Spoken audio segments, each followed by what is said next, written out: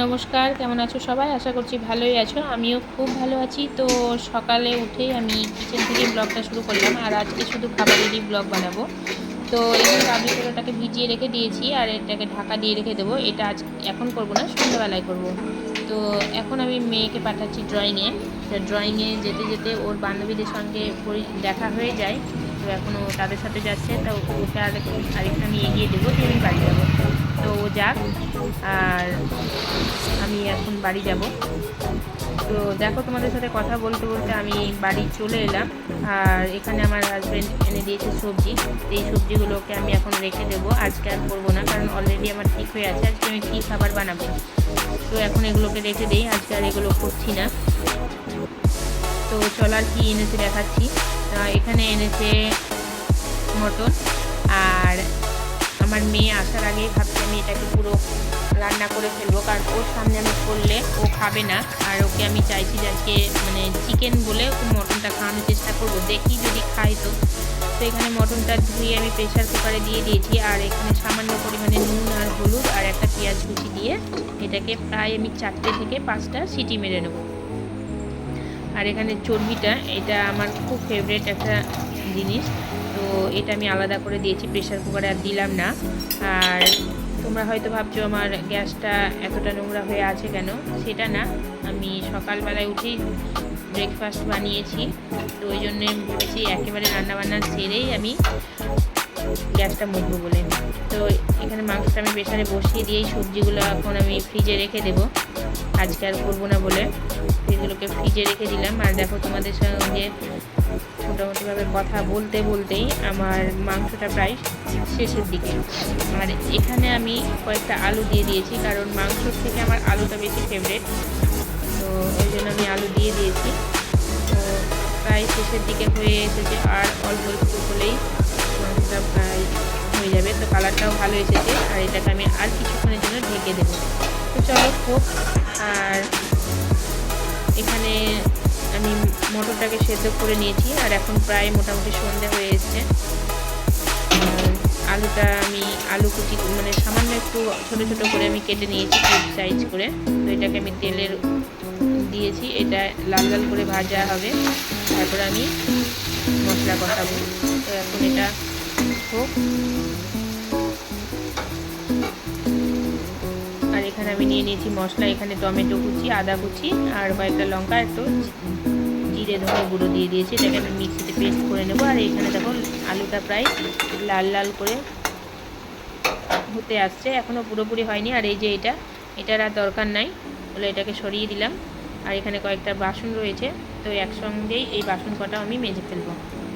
এটা হোক। আর দেখো, আমি বাসনগুলো সব মেজে ফেলেছি, আর এখানে আমার আলুটাও মোটামুটি লাল লাল হয়ে এসেছে।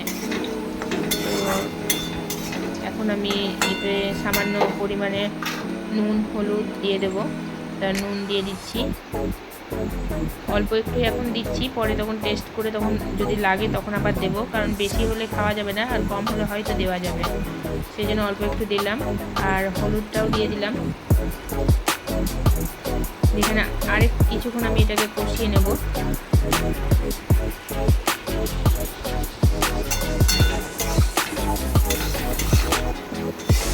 আর এটা আমার মেয়ের ফেভারিট জিনিস, তো যখনই বলে তখন আমি মোটামুটি এটাকে করার চেষ্টা করি। আর এখানে দেখুন যে মশলাটা পেস্ট করে রেখেছিলাম সেটা এখন দিয়ে দেবো, দিয়ে একটু কষাবো। আর এখন আমি আর তেল অ্যাড করবো না, কারণ অলরেডি আমি তেল দিয়েছি। তো এটাকে আমি এখন কষিয়ে নেবো। দেখো কালারটা ভালো এসেছে, আর আরেকটু ভালো করার জন্য আমি কাশ্মীরি লঙ্কাগুলো দিয়ে দিলাম। এবার এটাকে আর কিছুক্ষণ কষিয়ে নেব।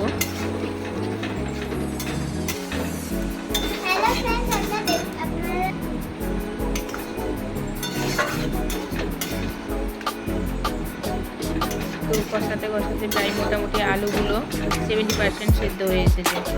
আর এখন আমি এটাকে ঢাকা দিয়ে রেখে দেবো আর কিছুক্ষণের জন্য।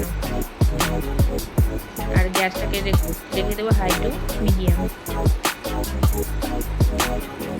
তো আলুটা দেখো মোটামুটি আমার কষানো কমপ্লিট হয়ে গেছে। আর দেখো কালারটা কত সুন্দর এসেছে।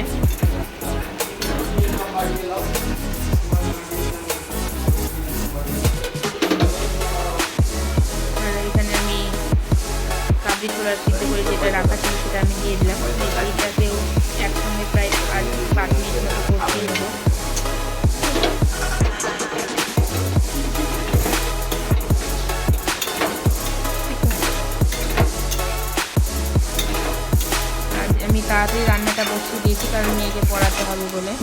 তো এখানে আমার হঠাৎ মনে পড়লো যে ফ্রিজে অল্প একটু পনির আছে, আর আমার হাজব্যান্ডও বলেছিল যে পনির দিতে, আমি ভুলে গেছি। যাই হোক, আলুটা আমি দিয়ে দিয়েছি। তো ভাবলাম যে পনিরটাকে আমি ম্যাশ করে দেবো। তো অল্প একটু পনির নিয়ে নিলাম, আর এটাকে এখন রেখে দেবো। এটা আজকে আর করবো না। এই পনিরটা আমি নিয়ে নিলাম, যে এটাকে ম্যাশ করে নেবো। ম্যাশ করে নিচ্ছি। এইটাও খেতে খুব ভালো লাগে, আর আমার বাড়িতে সবাই পছন্দ করে এরকমভাবে পনির ম্যাশ করে সবজির সাথে। এটা আমি পটলের সাথেও করে থাকি, পটল পনির যখন করি, তো ভালো লাগে খেতে, ভালোবাসে। আর দেখো, আমার আলুটা পুরোপুরি সেদ্ধই হয়ে গেছে, আর আমার কিছু করার দরকার নাই। আর আমি এটাতে জল অ্যাড করব না, এটা গায়ে গায়ে হবে, যেহেতু রুটি দিয়ে খাবে বলে। আর পনিরটাকে অ্যাড করে দিলাম।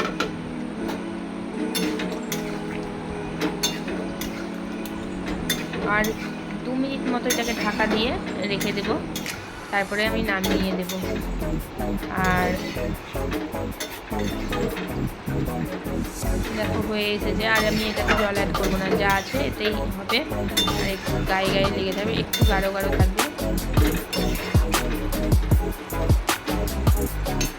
এই করতে করতে মোটামুটি আমার শেষের দিকে। আর আমি এখানে আটাটা চেলে রেখে দিয়েছি, আটাটাকে ডো করে রেখে দেবো। আর এখন আর রুটিটা করবো না, রুটিটা খাবার টাইমে করবো। তো এখন আমি যাব পড়াতে। তো ভিডিওটা কেমন লাগলো বলবে, আর ভালো লাগলে একটা লাইক কমেন্ট করবে, আর সাবস্ক্রাইব করে দেবে আমার চ্যানেলটাকে। তো চলো, এটা হোক, আর আমি চললাম। বাই, টাটা। পরের সোমবার আবার দেখা হবে নেক্সট ভিডিওতে।